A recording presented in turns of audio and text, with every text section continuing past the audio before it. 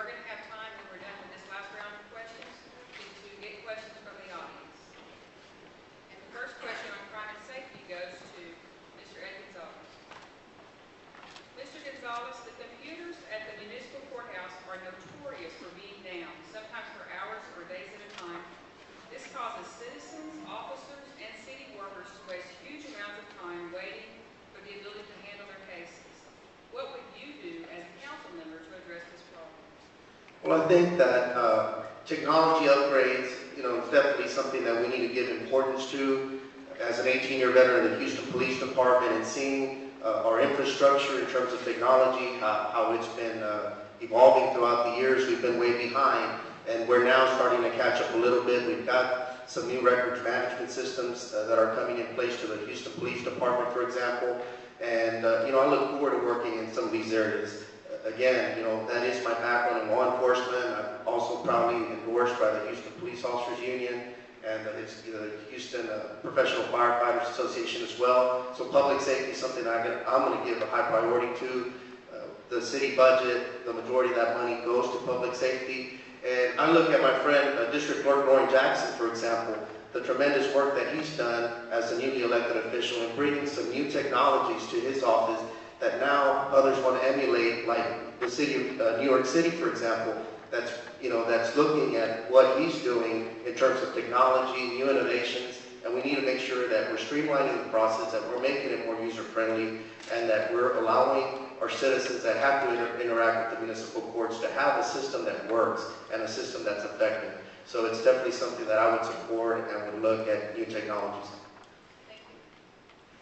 Next question for Mr. Lupe Garcia. Mr. Garcia, in the East End, many residents call Constable 6 Victor Trevino first and then dial 911 for HPD assistance when a crime problem has occurred.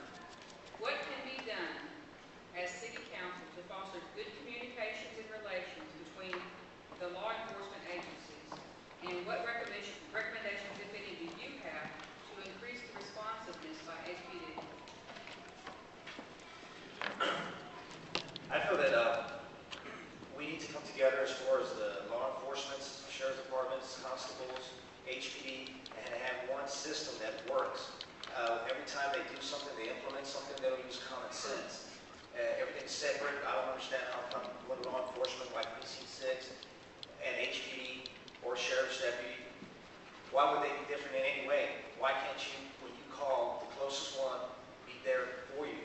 And it's always backwards. Then no one's using common sense anymore. Right now we're in a recession. We don't have the funds. We don't have the money. We have a lot of reserve officers we can put on the street. A lot of people that be on the street for us at this given time, but it's not happening. No one's being held accountable. No one's being asked. No one's asking why. No one's going up to these agencies saying, after so many years and as much technology that we can get our hands on, why are we coming together to be one? Why does HPD have to assist PC6 or vice versa? It's all about common sense and accountability and making them come together and work as one. Thank you. Our next question goes to Gonzalo Camacho. Mr. Camacho, according to a recent article, 66% of the city budget is dedicated to public safety, and the total annual budget for the city of Houston is $1.3 billion. What would you do as a council member to increase public safety without increasing the dollars spent?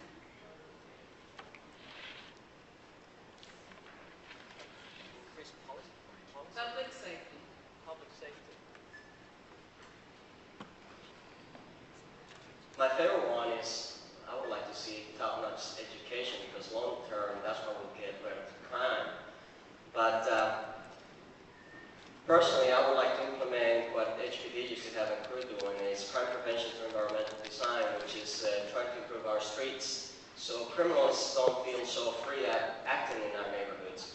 The other thing I would like to see is neighborhood by neighborhood implement some surveillance cameras, so those people can be filmed when they're going through, and we'll let them know that they're being filmed so they can just move to the next door district. Sorry. Then the third thing I would like to see, as a traffic engineer, I drive through the highways and I see a lot of HPD pulling people out. I find that a very unsafe activity. It is very unsafe. So I would like for those police officers to move into our neighborhoods and prevent crime and not to come to us after the crime has been committed, because the stats are done after the crime is committed. So I would like to see some proactive versus a reactive process. Thank you. Thank you. To Mr. Hugo Mojica. Mr. Mojica, in the second ward, we have the Open Door Mission and 2 locations of the Magnificat Houses, Inc. that are taking in felon parolees from the Texas Department of Criminal Justice under their alternative housing efforts. We also have boarding houses in second ward that are filled with residents with serious criminal histories. What are your plans to help our community stop this pipeline from TDCJ to the Open Door and Magnificat houses? And also, how can we hold the landlords of the boarding houses more accountable? Thank you. And that's usually a problem that I have when people address District H. They see it as a dumping ground for the city, and quite frankly, I'm sick of it. And I know a lot of residents in District H are sick of it. That they bring all these supposedly parolees in our communities, and it's time for us to stand together and tell that we don't want them anymore in our community. And we need to start getting together in terms of our different civic clubs and neighborhoods, super neighborhoods. I know there's probably around 10 super neighborhoods in District H that have different sections within the city. And if we all came together and map out a comprehensive plan for District H, we can solve this problem in terms of bringing them to District H.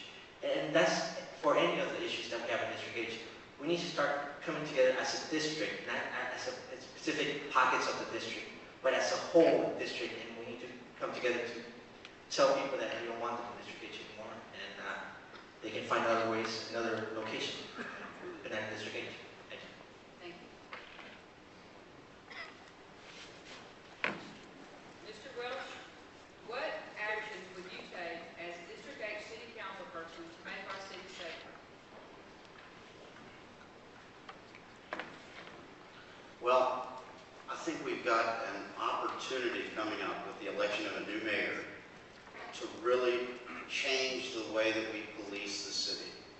We have a top-down police force that's run from downtown, and I think it is time that we decentralize the system, come up with a more neighborhood-oriented approach, push for stronger accountability and transparency, because we just don't have it right now in Houston. When I go to meetings, PIP meetings, the PIP meeting, the concept of it is great.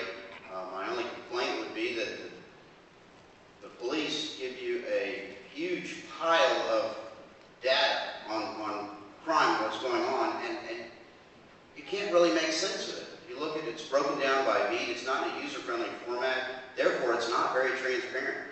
Other cities have performed the way that they police themselves. Los Angeles is a great example.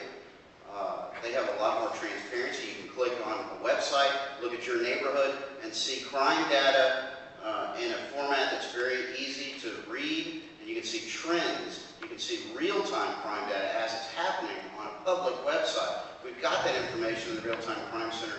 We need to push it out to the public, to engage the public. The public wants to be part of the solution.